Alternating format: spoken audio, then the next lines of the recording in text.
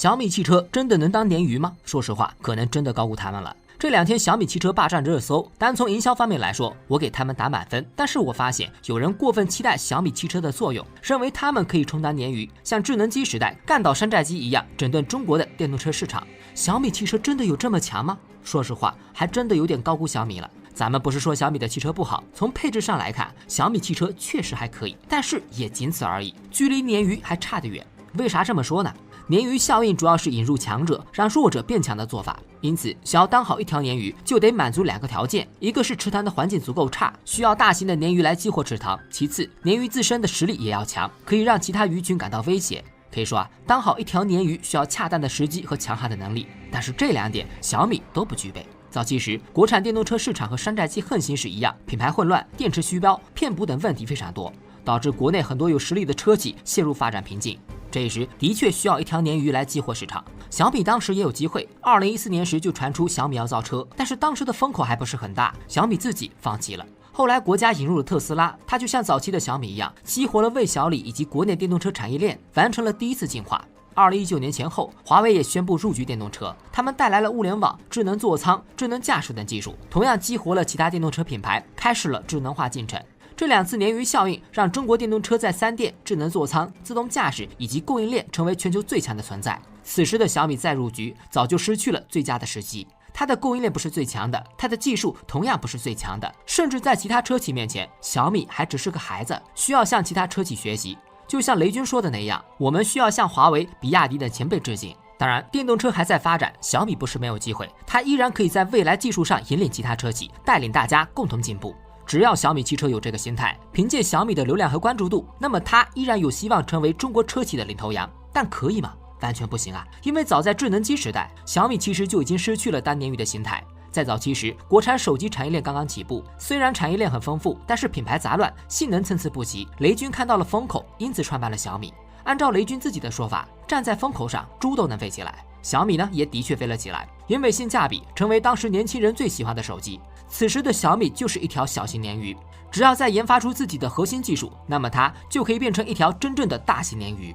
然而，小米站稳脚跟后，并没有选择继续当鲶鱼。他们不仅没有向高端进军，反而创办了性价比更高的红米品牌。按照他们的说法，就是死磕性价比。一台红米只卖几百元，震惊了整个手机圈，也彻底杀死了山寨机。市场上只有华为、vivo 等品牌可以与小米竞争。可以说，在整顿手机市场方面，小米确实功不可没。但问题是，鲶鱼是为了让弱者变强，而不仅仅让弱者全部灭绝。红米虽然杀死了山寨机，但是没有创新，没有核心技术的提高，这样的手机根本无法与三星、苹果竞争。此时的小米已经失去了继续当鲶鱼的作用，反而是华为站了出来。他们研发芯片，提高摄像头性能。他们不仅仅自己做高端机，还带着国产供应链一起成长，这直接刺激了 vivo、OPPO 等品牌，甚至是小米。他们学华为做高端机，学习华为扶持国产供应链，提高中国手机在全球的竞争力，这才是真正的鲶鱼。可以说，小米踩在了风口上，也当了一段时间的鲶鱼。如今的小米自己却成了脏乱鱼塘的一部分。如今中国电动化已经内卷得相当严重了，小米造车别说当鲶鱼了，就是当竞争者的压力都很大。拿这次发布会来说，就有点蹊跷。正常来讲，新车发布会肯定是公布新车的配置、技术、价格等等，但是小米的汽车还未真正量产，就急着开发布会，而且还是一个没有售价的发布会，可见小米汽车的压力有多大。按我来说，小米汽车应该学习华为，先活下去，再好好考虑做优秀的车企。小米汽车能成功，要感谢中国汽车产业链的强大。12月28日，小米召开了汽车技术发布会，这个号称赌上雷军全部声誉的产品终于要见面了。奇怪的是，很多人并不关心小米汽车的性能，反而更关注售价。甚至在发布会之前就引起了巨大的争论。喜欢小米的人说，这是一款属于年轻人的汽车，它的外观好看，风琴式踏板，800伏高压，电池续航等等配置拉满了。如果价格能再低一点，那么完全可以复制小米的成功。不喜欢小米的人则表示，外形酷似保时捷，像极了众泰米，没有创新亮点，就相当于一台组装车。两者吵的是天翻地覆，好像非要证明小米是一台成功或者失败的汽车一样。但在我看来，大家的关注点错了。小米汽车的成功与否并不是重点，实际上它能成功落地，就代表着中国汽车产业链已经强大到让其他国家汗颜的地步了。首先，小米汽车入局并不算早，甚至可以说已经相当晚了。2021年，小米才正式宣布造车。当时电动车市场上已经有数百个品牌，造车新势力有魏小李和领跑等等，传统汽车巨头更多是上汽、北汽、比亚迪等等，还有华为也在整合汽车产业链，竞争相当激烈。在很多人看来，小米入局的时机并不算好。当时电动车行业的电动化已经完成，正在朝着智能化和自动化转型。这意味着小米布局汽车时已经处于落后的阶段了，他们需要在电动化上追赶前面的车企，在智能化上还要和华为、魏小李等科技企业竞争，还要提前布局自动驾驶技术等等，难度非常大。因此，有些人认为小米成功的可能性不会特别高，但小米的步伐却非常快，而且非常激进。当年3月份宣布造车，4月份申请商标，9月份公司成立，11月份开始建设整车工厂，2年后小米汽车就开始了路测，预计2024年将正式量产。这意味着小米从建厂到量产只用了3年时间，如此之快，在其他国家根本不敢想象。就拿美日来说啊，美国造车新势力有很多，而且比小米早成立10几年的也一大把，但是他们空有技术却迟迟无法量产，破产的都有很多。日本也是如此，丰田和本田汽车的功底比小米强得多吧，但是造出来的电动车一言难尽，用肉眼评价都比小米汽车要差得多。小米又是如何做到的呢？答案就是中国强大的汽车供应链。电动车上最关键的有2个环节，一个是电动化设备，也就是电池、电机、电控等设备，还有一个是智能化软件，比如智能座舱和自动驾驶等等。日本、德国车企硬件强，但是软件跟不上；美国车企软件强，但是硬件制造跟不上，两者都有短板，这就导致了他们在电动车的发展上受到了很大的限制，根本无法和中国车企们相比。而中国就不一样了，软硬件都很强。就拿电动车产业链来说啊，在长三角有个4小时产业圈的概念，意思就是在电动车组装厂的周边聚集了大量的配套零部件工厂，这些配套厂距离整车厂最远不超过4小时的运输距离。一辆电动车上有上万个零部件，产业链非常长，一般国家根本无法聚集这么多的企业，更别说将它们分布在4小时路程的范围内了。而中国却可以。就有新能源汽车产业带，这里有3000多家企业聚集在这里，他们生产的汽车零部件覆盖了10几个领域，规模非常庞大。但是你敢相信吗？常州只是长三角4小时产业圈里的一环而已。在这个产业圈里，上海提供了芯片和软件等汽车大脑产业，江苏提供了电池、电驱等汽车心脏产业，浙江则提供了车身、座驾等汽车身体产业，汽车配套企业数量超过10万家。特斯拉为啥落户上海后产能就能快速狂飙？原因就在这里。更可怕的是，这还只是中国庞大的电动车产业里的一环而已。在中国，电动车品牌可以找到任何一个物美价廉的配套零部件。小米汽车工厂虽然在北京，但它也是处于我们庞大的供应链产业里。它的电池可以选择宁德时代和比亚迪，电机可以选择汇创和福迪，智能驾驶可以选择几何。这意味着小米汽车完全不需要像日本车企一样被软件难倒，也不用像美国企业一样找不到供应商和制造商，只需要做好整车技术，就可以造出一款优秀的电动车。这才是中国电动车供应链最可怕的地方。当然了，小米汽车也有自己的独特优势，比如车内冰箱、电视配件有米家产品，座舱系统有万物互联的澎湃 OS 以及小米自动驾驶系统。但是这3个同样离不开中国汽车供应链。米家产品是中国众多制造业里小部分企业组成的，澎湃 OS 也是依靠中国庞大的互联网人才，就连自动驾驶也有庞大的中国 AI 人才可以用。可以说啊，小米汽车脱离了中国产业链，无论在哪个国家都无法在3年内完成量产。看待小米，不需要看它能否成功，它能落地能量产，就已经让丰田、大众的外国车企感到绝望了。美国要制裁中国电池，韩国却是第一个不同意的。事情是这样的，前2天，韩国 LG 电池等巨头联名向美国政府提出申请，要求美国不要制裁中国电池零部件。韩企为中企求情，你说是不是很魔幻？更魔幻的是，这已经不是韩国第一次这么干了。2022年时，美国开始大规模补贴本土的电动车产业，其中一辆电动车可以补贴7500美元。不过，要想顺利拿到补贴，就得符合他们的要求。啥要求呢？就是电池必须有40%以上的环节在美国或者美国盟友内地生产才能得到补贴。说白了，就是出钱买盟友，顺便遏制一下中国电池企业。而中国呢，压根不着急啊。2022年，我们已经是全球的电池霸主了，不仅全球占比最高，而且掌握了全产业链。反观美国电池产业，不能说弱，简直就是一点都没有啊！你技术领先，我们还能忌惮一下，你现在啥都没有，还怕你制裁？于是中美两国就开始掐架起来了。可谁也没想到啊，中美掐架，中国不着急，韩国企业反倒先受不了了，连忙向美国求饶，说我们的电池和汽车非常依赖中国，如果不让中国参与补贴，那么韩国企业就不能享受到美国的补贴了。美国政府一听也愣住了，你韩国电池不是和中国平起平坐吗？怎么就连40%以上的独立自主都做不到呢？于是调查了一下，发现还真是这样。别看韩国动力电池挺牛的，但是在电池正负极等4大部件上，韩国都依赖进口，其中大部分都是从中国进口的。如果排除了中国零部件，那么韩国电池的成本和性能的优势就不在了。说白了，韩国电池企业被中国卡住了喉咙，这是美国没想到的。当然，美国也不惯着韩国企业，他们之所以推出这个政策，就是想把中国排除在外，跟日韩等盟友国共同发展电池产业链。结果你告诉我你做不到，还想要挣我的钱，这不是给美国添堵吗？于是他们不但坚守了40%的要求不变，还在2024年再次提高了要求，只要包含一点点的中国电池零部件和原材料，都无法享受到补贴。说白了，还是在针对中国电池产业链，但是影响却扩大了很多倍。要知道，中国电池产业比2年前更强，原材料和零部件几乎垄断了市场。韩国电池企业对中国的依赖不降反升，尤其是石墨等材料，几乎100%由中国进口。如果按照美国要求的标准，韩国汽车将全部被排除在补贴之外。更让韩国企业无语的是，不仅是韩国，其实美国自己也无法绕开中国电池产业，甚至依赖程度比韩国更大。就拿美国国防部所在的五角大楼来说，他们就一直在背地里偷偷购买中国电池。要知道，一个国家的国防安全是非常重要的。一般来说他们的设备都是优先选用本土供应链，除非没有才会外购。但是五角大楼却长期购买中国电池，甚至在美国国会要求五角大楼立即停止进口后，他们也表示做不到。经过双方的极限拉扯，美国国会这才放松了期限，给了五角大楼3年的缓冲期。这也侧面说明了中国电池就是无可替代的。因此在韩国企业看来，你自家的屁股都擦不干净，却要求我们要洗澡，这是不是太过分了呀？更奇葩的是美国政策其实也是严重偏袒美国企业的，比如福特汽车就计划与宁德时代在美国建立电池工厂，合着你不让我们用中国零部件，自己却跟中国偷偷合作，到头来损失的就是我自己了呗，哪有这么欺负人的是吧？因此韩国企业才会申请政策豁免。那么问题来了，如果美国和韩国都离不开中国电池产业链，那么他们结合遏制中国电池的意义又在哪里呢？丰田搬起的石头终于要砸到自己的脚了。前段时间，丰田宣传要在2027年率先量产固态电池，但最高兴的却不是丰田，而是日本媒体们。他们在网站上大肆宣传，有的说它是游戏规则的改变者，有的认为丰田借此在电动车领域绝地反击，将一举超越比亚迪和特斯拉。可能觉得自嗨没啥意思于是他们就采访了丰田社长佐藤恒志，问他固态电池能否帮助日本汽车实现反超。结果被丰田社长佐藤恒志泼了一脸冷水。佐藤恒志委婉地告诉记者，电池并不能决定汽车的价值，潜在的意思就是单靠固态电池，日本汽车是无法反超中美电动车。但是日本记者却不甘心，又多次旁敲侧击，想要找到固态电池改变汽车格局的证据。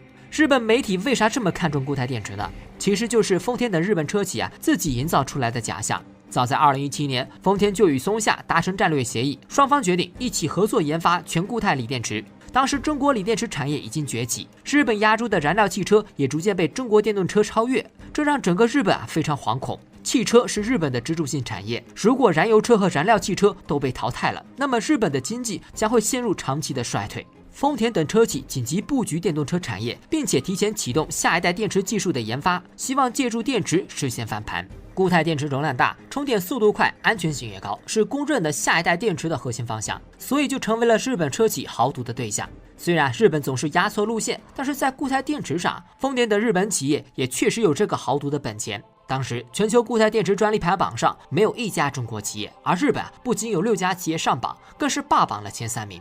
如果固态电池能顺利取代现在的液态锂电池，那么日本不就夺回锂电池的领导地位了吗？因此固态电池就被丰田等车企推上台前，他们一直在渲染固态电池的技术优势，日本车企在固态电池上的布局等等，目的就是提振外界对日本车企的信心，在长期的刻意宣传下，让日本整个产业界和民众对固态电池抱有很大的期望。这也是日本媒体一直在问固态电池能否改变全球汽车格局的原因。然而让整个日本没想到的是，他们这次没有压错路线，但是这条路线却不是汽车产业的终点，只是起点之一，早就失去了改变格局的能力。换句话说不是日本做的不够好，而是中国汽车太强势了。2018年时，中国新能源汽车的目标还只是电动化，此时电动车就是简单的将油车硬件转化为电动车，而电池作为核心部件，也的确具备改变汽车格局的条件。中国就是靠着3电才将电动车产业搭建起来的。现在5年时间过去了，中国电动车已经不再满足于硬件上的革命，而是要将软件一起变革，也就是从电动化走向智能化。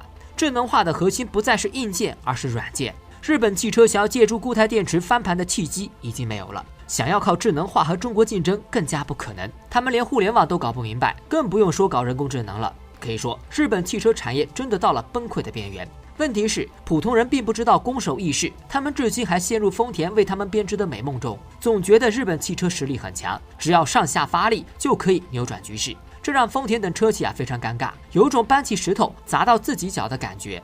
但是他们又不能明说，毕竟希望越大，失望就会越大。一旦日本民众对汽车产业失去希望，那么就不仅仅是丰田股价下降的问题了，而是对整个日本经济的一次重大打击，后果不亚于上世纪日本房地产泡沫。因此，我们经常能看到日本车企像魔怔了一样，一会儿说电动车是个巨大的错误，一会儿又拼命布局电动车技术。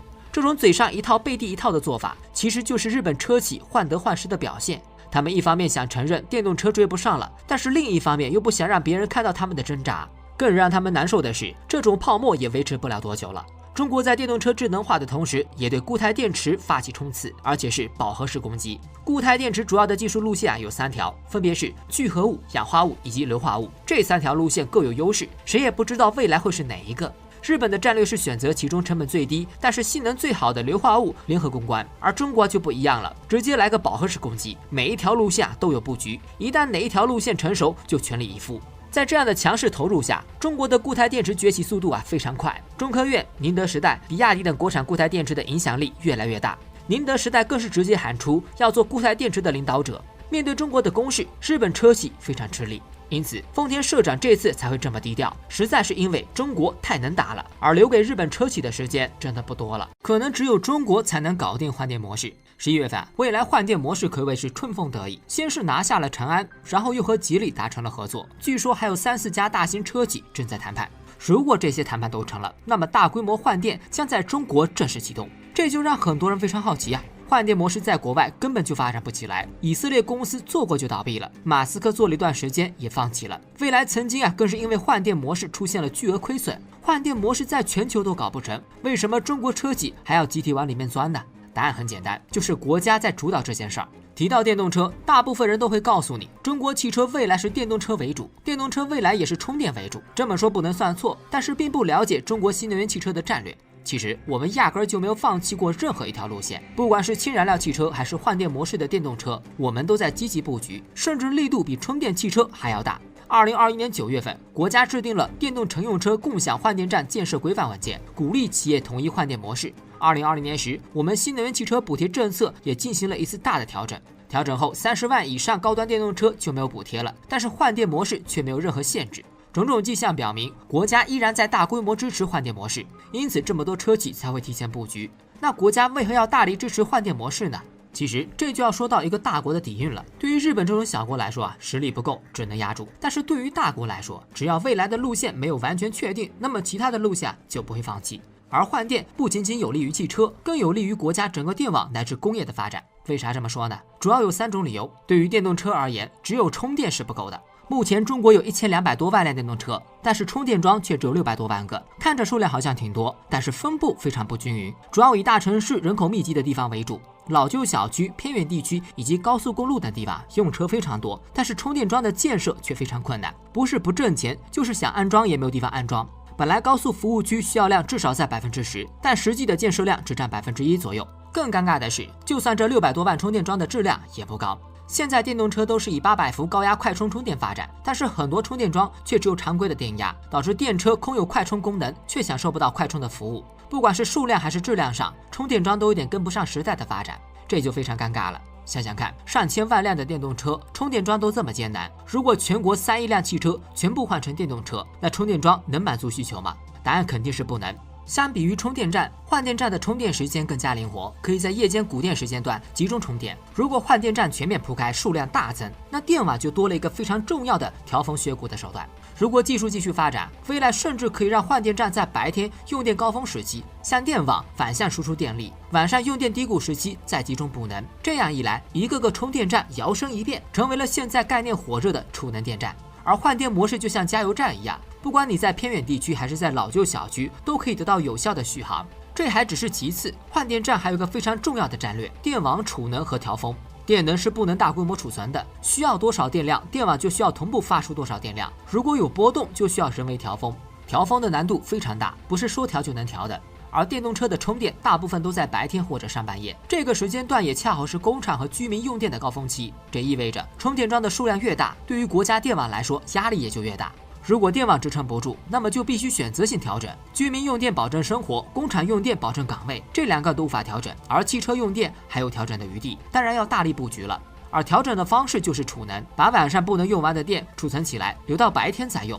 储能方式就是储能电站，而换电模式就是一个小型的储能站。每一个电池都可以当做一个大型充电宝，它可以储存大量的电能。如果换电站全面铺开，那么就可以在晚上充电，白天再给汽车换电，充当电网调峰的一个手段。因此，在2011年时，中国就更倾向于换电模式。当时国家电网还亲自下场，宣布以换电为主的发展模式。后来充电模式率先突围，换电模式就晚了一步。如今换电重启，不过是我们10几年的布局换来的成果。如果能做成，那么中国居民和工业用电再也不需要过分控制了。对于工业来说，电力就是生产力，也可以放心发展了。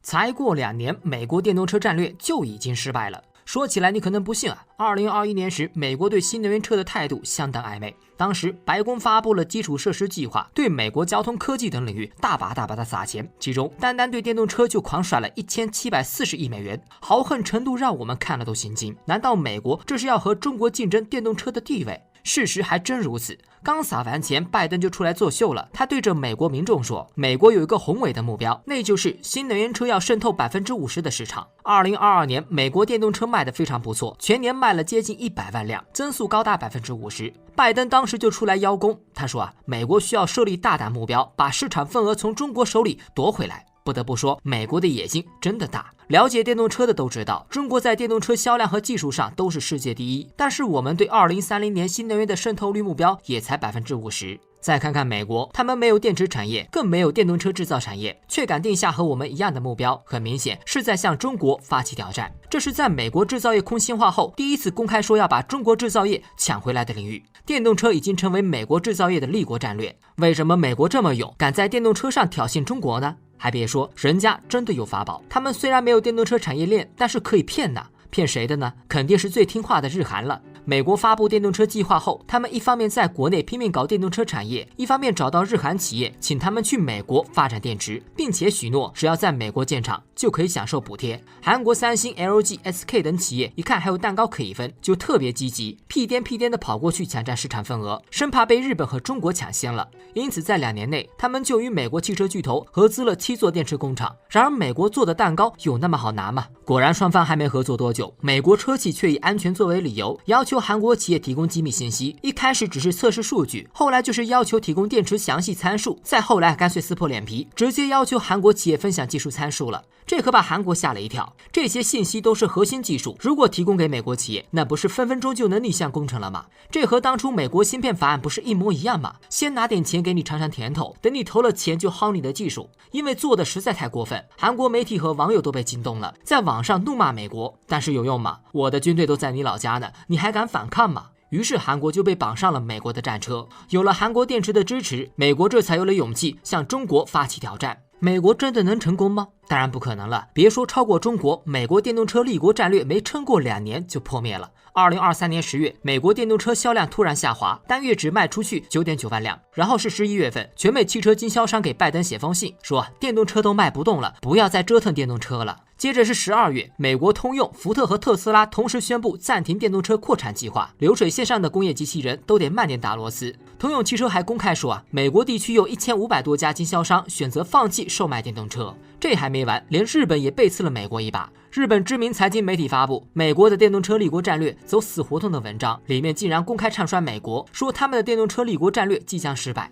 这就把所有人给搞懵了。美国可是撒了大把钱补贴的，而且产能也还跟得上，为啥就没人买呢？其他人为啥也不看好美国电动车崛起呢？这件事其实是被美国2党党争给害的。很少有人知道，美国其实是世界电动车的发源地，他们有4次机会成为电动车王者，可惜都让自己给霍没了。第一次是在1970年代，当时美国国会通过了电动汽车适用法令，这是世界上第一个由政府出面推动发展电动汽车的国家。所以美国电动车产业很早就诞生过非常牛的企业，比如美国赛百灵公司，它就像比亚迪一样，是美国最早量产电动车的企业。他们旗下的小型电动汽车 City Car 总共生产了4500辆，成果非常显著。美国也靠着这波政策把电动车技术给奶上去了。1993年，克林顿政府一上台后，美国提出了第2版的美国电动车发展战略——新一代汽车伙伴计划。这次的战略目标更加清晰，不仅要研发新型电动车，还要实现量产，并且在未来逐步实现电动化转型。也就是说，美国在上世纪就提出要全面电动化转型了，比中国还要早了10几年。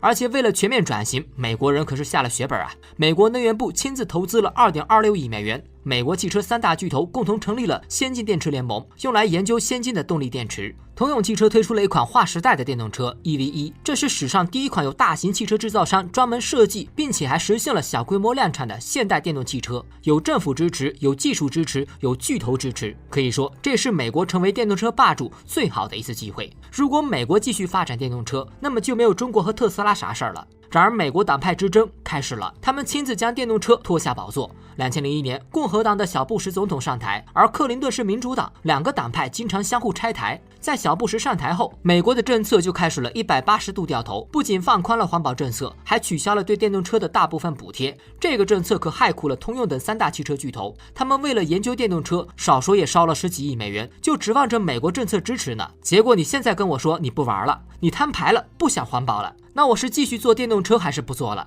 通用汽车想了想，终究觉得胳膊还是拧不过大腿的。于是通用连手上的4000多份订单也不要了，宣布取消 EV1 计划，所有的 EV1 汽车被回收销毁，含泪告别电动车。美国丧失了第一次登顶电动车宝座的机会。神奇的是，几年后美国迎来了第2次登顶机会。2009年，民主党奥巴马成功当选，他又推翻了小布什的政策，制定了美国第3版电动车计划。这次美国的目标更加激进，不仅要实现电动车量产，而且定下了2015年达到100万销量的宏伟目标。为了实现这个目标，美国第3次大规模给车企减税补贴。就这样，美国电动汽车产业再次活了过来。不仅3大巨头在尝试研发电动车，还诞生了大量的造车新势力。特斯拉虽然成立的早，但是发展最快的也是在这个时期。在之后的几年时间里，美国电动车成为全球汽车的风向标。中国、魏小李都是这个时期模仿特斯拉成立的。结果，美国电动车企业没高兴2年，他们的政策又变了。这次推翻奥巴马的就是共和党的董王。2017年6月，董王上台没多久就宣布退出巴黎气候协定，跟所有的环保说拜拜。紧接着，董王又取消了多项电动车税收优惠，放松了对汽车燃油经济性的要求，向着逆电动化一路狂奔。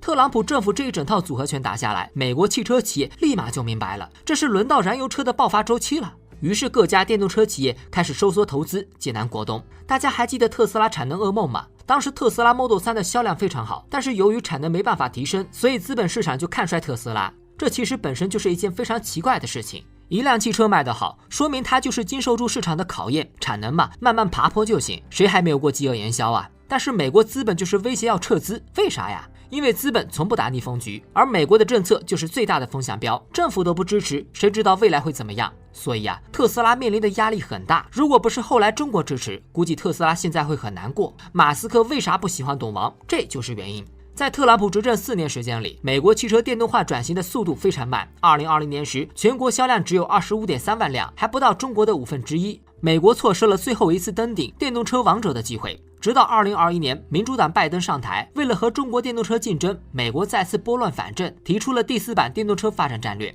这一次电动车战略补贴更大，目标更加宏伟。然而此时已经晚了。美国多年来频繁变更政策，直接导致电动车产业根本没办法积累起来。电动车3电、充电桩等核心技术和基础设施都落后其他国家，尤其是充电桩，它是投资巨大、时间漫长的项目，但它又是电动车的生命线，没有它，电动车就是个玩具。美国由于常年画大饼，又变更补贴，导致美国企业压根不想建设充电桩。2020年时，美国电动车与公共充电桩的比率只有可怜的3:50，同期的中国则是3:1。这2年，拜登开始补课后，充电桩比率才升到17:1，但是够吗？根本不够。中国比率这么高，大家都觉得充电桩满足不了需求。而美国地广人稀，主要交通工具就是汽车，平均每个司机一天要开车60公里，中国只有美国的一半。17:1的充电桩比例压根没办法满足美国消费者的需求，因此美国有2/3的消费者表示不会考虑电动车。这也是美国电动车卖不出去的非常重要的原因之一。更让美国车企无语的是，美国第4次电动车战略也不保险。